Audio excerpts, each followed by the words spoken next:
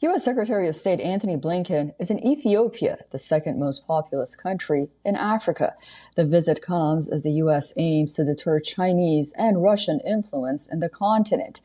It is the highest U.S. ranking visit since the war broke out in 2020 between the Ethiopian government and the Tigrayan rebels.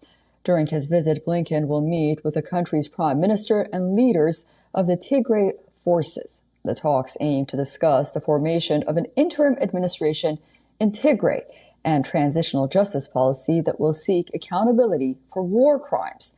After this, Blinken will head to the West African nation of Niger, which has been facing growing Islamist insurgency.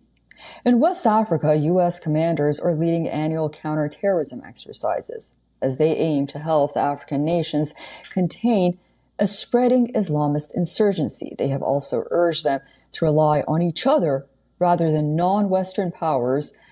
This comes after Mali hired Russian mercenaries to help. Blinken's second visit to the continent reflects the Biden administration's efforts to reinforce ties with a continent where China's diplomatic and economic influence has been growing.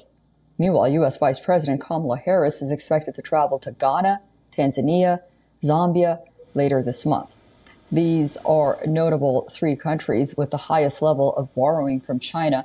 Harris's trip will mark the highest U.S. official, or her being the highest official in the Biden administration to visit the continent.